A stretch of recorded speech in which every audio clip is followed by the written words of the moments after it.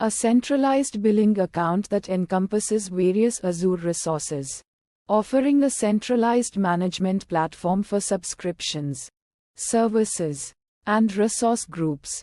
This allows users to manage access to services like Azure Virtual Machines, Azure SQL Database, Azure Storage, and more. It's a fundamental element for organizing and managing resources within Azure. Inputs. The Azure account is a Microsoft account associated with the subscription. It acts as the authentication mechanism for managing and accessing Azure resources. It's a crucial component of Azure management, providing a primary level of access to the platform. For instance, one could use a Microsoft account created with an email address or a work account provided by an organization. A payment method is used to associate a financial mechanism to the Azure subscription. This could be a credit card, a bank account, or an Azure billing account. It ensures that the resource usage and services are billed appropriately to the associated account. It's essential for managing costs and ensuring consistent access to Azure services. For example, a user might link a credit card to their subscription to pay for resources consumed. Outputs. Azure services are the collection of resources and capabilities provided by Azure. This includes a range of services like compute virtual machines, storage blobs, files, database SQL database, Cosmos DB, networking virtual networks, and more. These services are offered within the subscription and are managed as a unit. For example, a subscription might include virtual machines, storage accounts, and a SQL database. Resource groups are a logical grouping mechanism for Azure resources. They allow users to organize resources in a structured way, enabling better management and control. Resource groups can include various resources like virtual machines, storage accounts, and network interfaces. They allow for deploying, updating, and deleting resources as a unit, simplifying management. Imagine a resource group named Web Apps that contains all the virtual machines, storage accounts, and networking components necessary to run a web application. Steps. Creating an Azure account is the initial step to access and utilize Azure services. This involves registering a Microsoft account or using an existing account to create an Azure subscription. It establishes the foundation for interacting with Azure services and resources. This process involves providing basic personal details, confirming email addresses, and agreeing to the Azure terms of service. Choosing a subscription type determines the pricing model and access to features offered by the Azure subscription. This could include pay-as-you-go, enterprise agreement, or Microsoft partner agreement. Each subscription type offers different billing structures and access to Azure services, impacting the overall cost and resource capabilities. For instance, a user might select a pay-as-you-go subscription for its flexibility and pay only for the resources consumed. Providing billing information is essential to associating a payment method with the Azure subscription. This involves securely entering billing details, like credit card information or bank account details, allowing Azure to process payments for services utilized within the subscription. This ensures that the user is financially responsible for the resources consumed within their Azure subscription. This information is stored securely and used only for billing purposes. Verifying and activating the subscription is the final step to ensure that the Azure subscription is ready for use. This involves confirming the provided information and activating the subscription through a verification process, usually by email. It validates the user's intent to subscribe and grants access to the Azure services and resources within the chosen subscription. This ensures that the user has full control over the subscription and can begin using Azure. Resources. Prerequisites. A Microsoft account is a fundamental requirement for accessing Azure. It acts as the authentication mechanism for managing Azure resources. It's the primary identity used to interact with the Azure platform. Users can create a Microsoft account with a personal email address or use a work account provided by their organization. It's essential for managing subscriptions, accessing services, and securing resources within Azure. An internet connection is essential for accessing and utilizing Azure services. It allows the Azure platform to communicate with the user's device and enable the use of various Azure services and resources. It's a critical component for all Azure interactions, enabling data transfer, resource management, and access to the Azure cloud. It's essential for seamless interaction with the Azure platform. Fine-tune parameters. The subscription name is a user-defined identifier for the Azure subscription. It's used to distinguish between multiple subscriptions and manage access to resources. It's a key parameter for organizing and managing Azure resources effectively. For example, a user might name their subscription Dev Team subscription to clearly identify its purpose. Location refers to the geographical region where Azure resources within the subscription are deployed. It's crucial for determining data residency, latency, and compliance requirements. Azure offers various regions worldwide, allowing users to select the most appropriate location for their resources. A user might choose a location close to their target users to minimize latency and ensure data residency compliance. Quota settings define resource limits for the Azure subscription. They specify the maximum number of resources allowed, such as virtual machines, storage accounts, and other services. These settings help manage resource consumption and ensure that the subscription doesn't exceed its allocated capacity. For instance, a user might set a quota limit for the number of virtual machines allowed in their subscription. Management policies are rules that define how Azure resources are managed and accessed. They enforce security and compliance requirements, controlling access levels, resource tagging, and other administrative settings.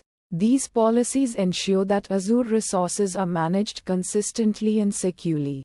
For example, a user might implement a policy requiring all virtual machines to be tagged with a specific resource group. Challenges and fixes. Subscription access issues occur when a user is unable to access their Azure subscription. These issues could arise from incorrect account credentials, subscription status changes, or network connectivity problems. Verifying account credentials involves ensuring that the username and password used to access the subscription are correct. This is often the first step in troubleshooting subscription access issues. It's essential to double-check the credentials and ensure they are entered accurately. Checking subscription status involves verifying if the subscription is active and in good standing. This can be done through the Azure portal or by contacting Azure support. It's crucial to confirm that the subscription is active and ready for use. Billing issues involve problems related to the payment associated with the Azure subscription. These could arise from incorrect payment information, billing cycle discrepancies, or unexpected charges. Reviewing the payment method involves checking the payment information associated with the subscription. This helps identify any discrepancies or outdated information that could be causing billing issues.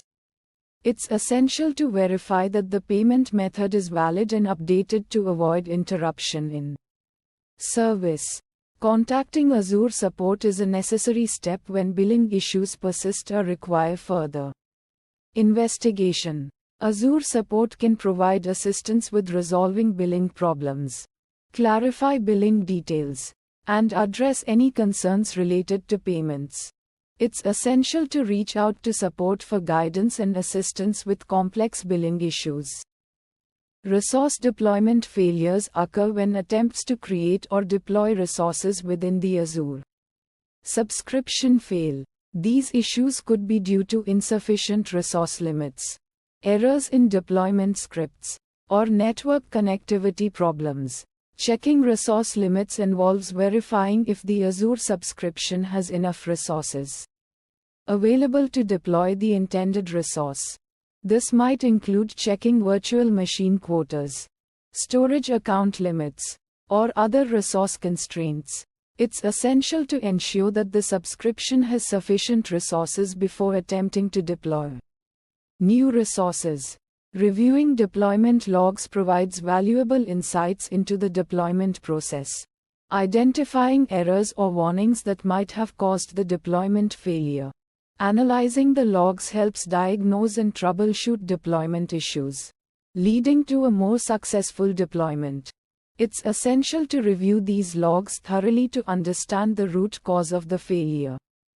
Redeploying resources is often a necessary step after addressing underlying deployment failures. This involves re-executing the deployment scripts or processes with the identified corrections. It's essential to carefully review the deployment process and address any identified issues before attempting to redeploy resources. Inputs: a unique identifier that authorizes access to Azure resources. This is akin to a membership key for your Azure services. For example, your subscription ID might look like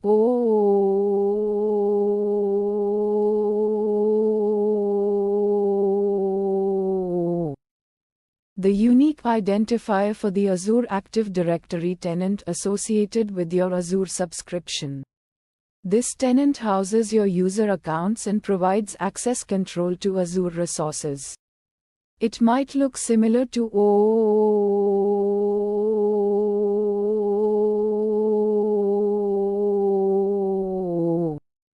a logical grouping of Azure resources within a specific region. Imagine it as a virtual container for your Azure services and assets. Like a virtual data center, a resource group name might be My Resource Group. Outputs: the collection of services and assets provisioned within Azure. These might include virtual machines, storage accounts, databases, and more. For instance, you could have a virtual machine named My VM and a storage account named My Storage. The suite of services available within your Azure subscription. This includes offerings like compute, storage, networking, database, and more. For example, you might use Azure virtual machines for running applications and Azure storage for data. Persistence. Steps: the initial process of setting up your Azure account, enabling access to its resources. This involves establishing your account credentials and configuring your subscription. The process of verifying and configuring your Azure subscription to ensure access to services and resources. This may involve providing necessary subscription details and verifying permissions. The process of creating and deploying Azure resources, such as virtual machines, storage accounts, or networking configurations. For instance, creating a virtual machine named My VM within the My Resource Group. Prerequisites: a valid Azure account with an active subscription. This is necessary to access and manage Azure resources. Without an account, you cannot interact with Azure services. Reliable access to the Internet. This is crucial for communication with Azure services and resource deployment. Without an Internet connection, you cannot interact with the Azure platform. Fine-tune parameters: the geographical location where your Azure resources are hosted. This determines the region of your services and data centers. Choosing a location near your users can optimize performance. For example, you might select West Europe as your location. the specific type of Azure resource you intend to create. This could be a virtual machine, storage account, database, network configuration, or any other service offered by Azure. The resource type defines the capabilities and features of your chosen resource. Challenges and fixes. An error encountered during the creation of your Azure account. This could be due to network connectivity issues, Azure service disruptions, or account-related errors. Verify that your device has a stable and active internet connection. Without a connection, your account cannot be established. Check the status of Azure services to ensure they are operational. Service outages or maintenance could prevent account creation. An issue encountered while configuring your Azure subscription. This could be due to incorrect subscription details, access permission problems, or configuration errors. Ensure that the provided Azure subscription details, such as your subscription ID and tenant ID, are accurate and valid. Reconfigure your Azure subscription, verifying the entered details and confirming access permissions. An error encountered during the deployment of Azure resources. This could arise from exceeding resource quotas, using an invalid resource name, or encountering transient service issues. Check your Azure resource quotas to ensure you have sufficient capacity for the desired resources. Verify that the chosen resource name is valid and adheres to Azure naming conventions. Retry the resource creation process. If the error persists, investigate further for underlying issues. Inputs. Name of the resource group where OpenAI resources are stored. This name should be unique within the Azure subscription and follow the naming conventions. For instance, you might name it OpenAI Sources Dev for your development environment. Location where the resource group is created. This refers to a geographical region, such as Westus 2 or Eastus. The location choice affects the physical location of your OpenAI resources and can be important for factors like latency and data residency requirements. Outputs. A unique identifier that represents the resource group in Azure. You can use this ID to manage and access resources within the group. The geographical location where the resource group has been created. This is the same as the location specified as input. Steps. Create resource group in Azure. Set resource group location. Prerequisites. An active Azure subscription is necessary to create resources within Azure. Azure CLI is a command line interface tool used to manage Azure resources. It needs to be installed and configured. To interact with Azure resources using the Azure CLI, you need to be logged in with your Azure account credentials. Fine-tune parameters. Maximum allowed length for the resource group name. This depends on Azure's naming restrictions and ensures the name is concise and manageable. Maximum allowed length for the location name. This is a fixed constraint based on Azure's naming conventions. Challenges and fixes. Invalid resource group name. Ensure the provided resource group name meets Azure naming conventions.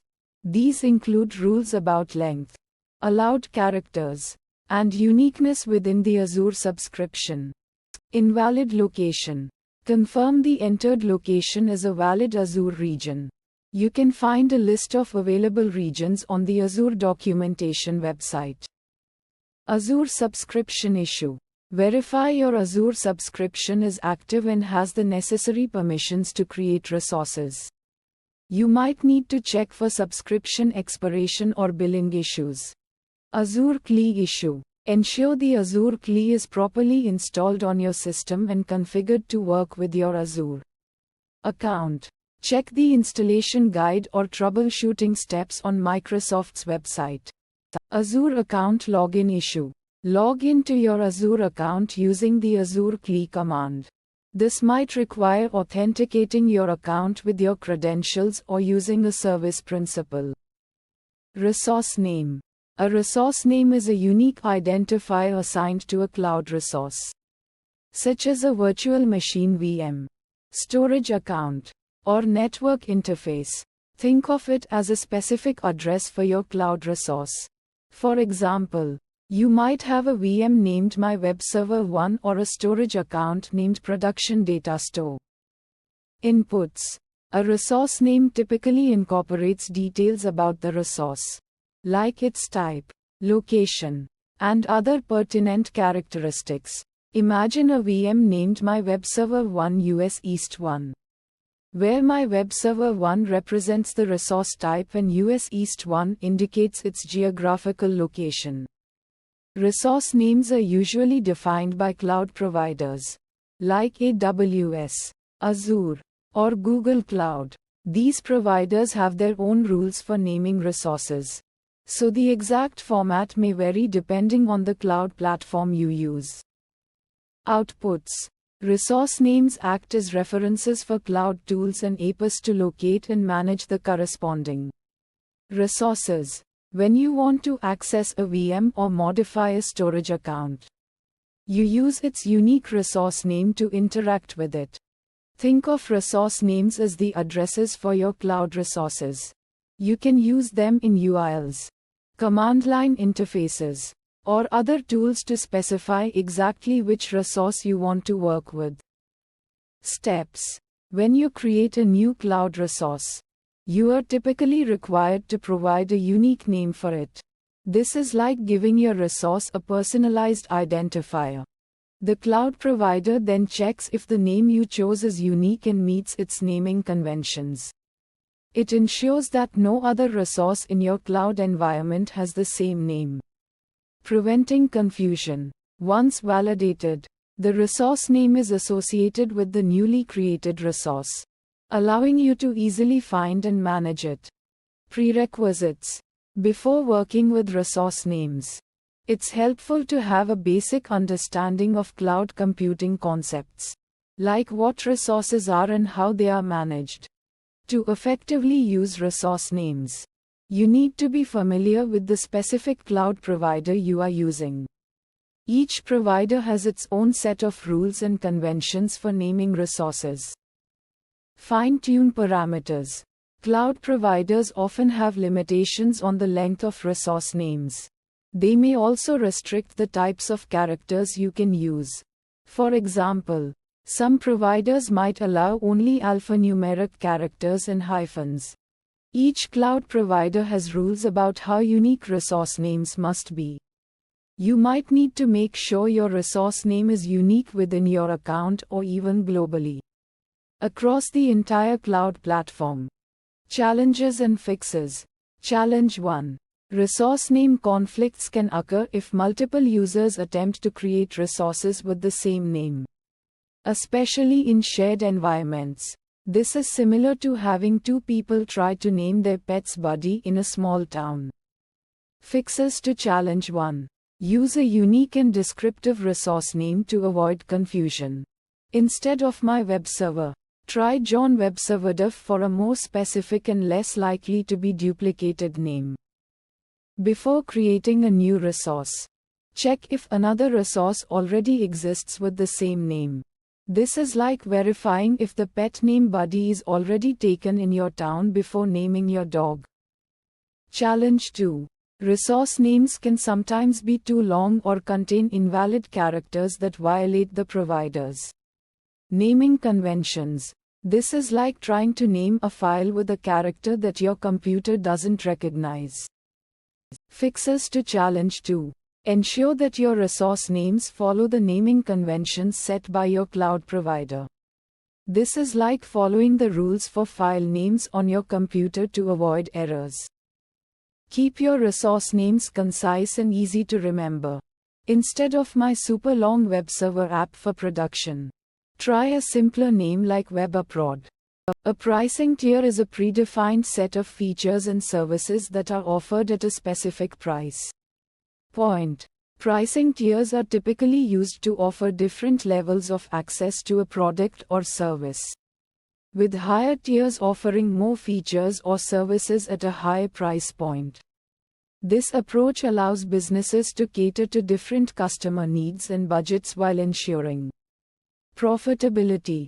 Inputs. Customer needs and requirements. This refers to the needs and requirements of the target audience for the product or service.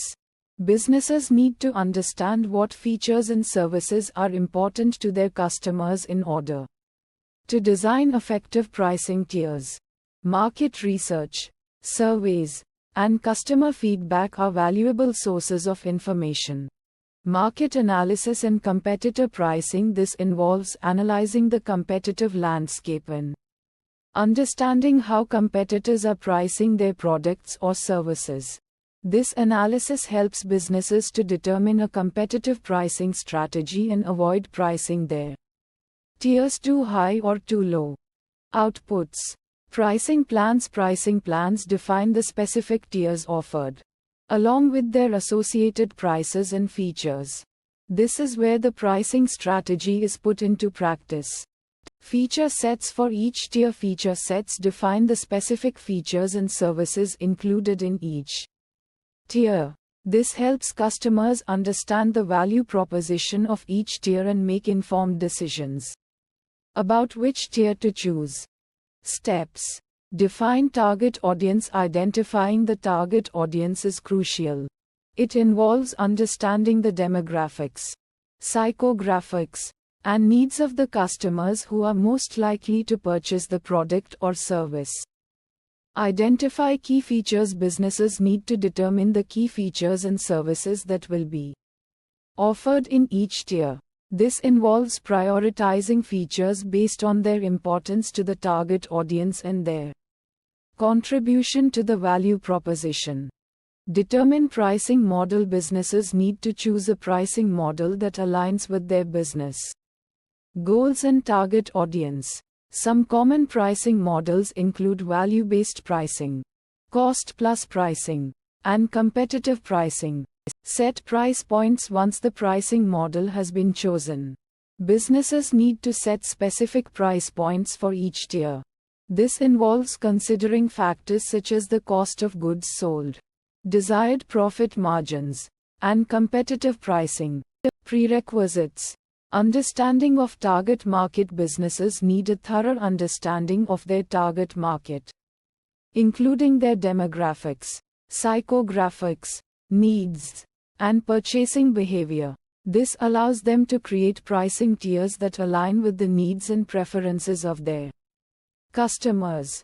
Analysis of competitor pricing. It's essential to analyze the pricing strategies of competitors to understand the competitive landscape. This analysis can help businesses to determine a competitive pricing strategy and avoid pricing their tiers too high or too low. Fine-tune parameters. Discounting strategies. This involves determining how and when discounts will be offered to customers. This could include offering discounts for early adopters, bulk purchasers, or loyalty programs. Trial periods. Trial periods can be used to allow customers to experience the product or service before committing to a paid subscription. They can be effective in attracting new customers and increasing conversions. Challenges and fixes. Difficulty in setting competitive prices. Setting competitive prices involves balancing the need to cover costs with the need to attract customers.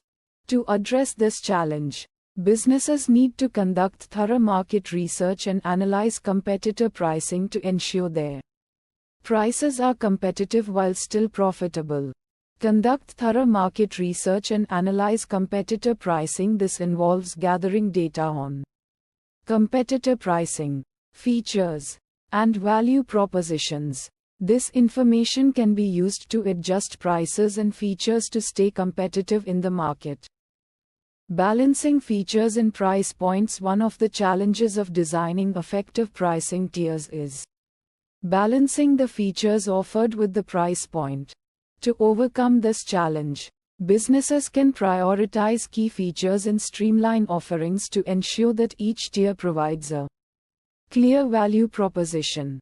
Prioritize key features and streamline offerings by focusing on the most important features and removing unnecessary ones. Businesses can create tiers that are both attractive to customers and profitable. Customer churn due to pricing changes. One of the biggest challenges is managing customer churn when pricing changes are implemented. To mitigate this, businesses need to communicate pricing changes effectively to customers and provide incentives for retention. Communicate pricing changes effectively and provide incentives for retention. This could involve providing advance notice of pricing changes, offering discounts or credits to existing customers, or providing additional benefits to customers who choose to upgrade to a higher tier. Deployment inputs. The Azure subscription in which the virtual machine is to be deployed. A subscription is a logical grouping for Azure resources and provides a mechanism for billing and access control. The Azure resource group in which the virtual machine and related resources will be deployed. A resource group is a logical container for Azure resources, enabling management and organization. The Azure region where the virtual machine will be deployed.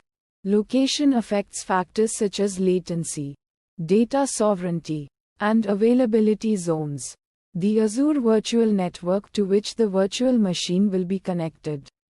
A virtual network provides private networking for Azure resources. The subnet within the virtual network where the virtual machine will reside. Subnets enable the division of a virtual network into smaller logical networks for specific purposes. The Azure public IP address that will be assigned to the virtual machine. A public IP address allows external access to the virtual machine. The size of the virtual machine, determining its processing power, memory, and storage capacity. The operating system that will be installed on the virtual machine, such as Windows or Linux. The username for accessing the virtual machine remotely.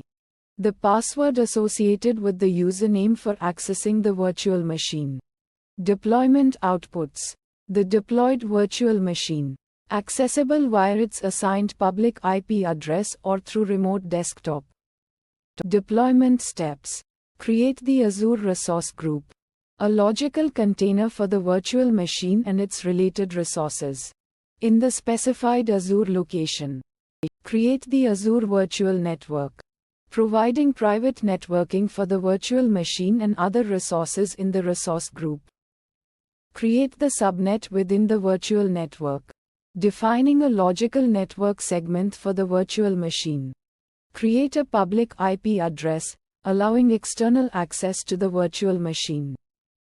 Create the virtual machine within the subnet, specifying the chosen operating system, size, and other configurations. Prerequisites. An active Azure account with the necessary permissions to create and manage resources. Access to the Azure CLI or PowerShell, providing command line tools for managing Azure resources. Fine-tune parameters. The storage account type for the virtual machine, influencing its storage performance and cost. The Azure availability zone where the virtual machine will be deployed. Availability zones provide fault tolerance and high availability. The network security group associated with the virtual machine, controlling inbound and outbound network traffic. Challenges and fixes. Deployment failure. Check for errors in the deployment logs or Azure portal for specific details on the failure. Review the input values to ensure they are correctly configured and meet Azure requirements. Verify network connectivity between the virtual network and the internet, as well as any firewalls or network security groups that might block traffic. Access issues. Check the network security group rules associated with the virtual machine, ensuring that inbound connections from the intended source are allowed. Verify the public IP address assigned to the virtual machine, and ensure that it is correctly configured in the networking settings. Use remote desktop to connect to the virtual machine and troubleshoot any access issues that might be related to the local machine. Performance issues. Check the resource utilization metrics of the virtual machine, such as CPU, memory, and disk usage, to identify potential bottlenecks. Optimize the VM size by choosing a larger size with more processing power and memory, if required by the workload.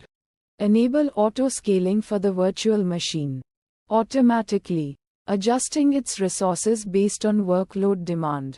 Cost optimization. Use reserved instances, committing to a virtual machine for a specified period to achieve cost savings compared to pay-as-you-go pricing. Monitor resource usage for the virtual machine to identify underutilized resources that can be scaled down or shut down. To reduce costs, enable Azure Cost Management, providing tools to analyze, monitor, and optimize Azure costs.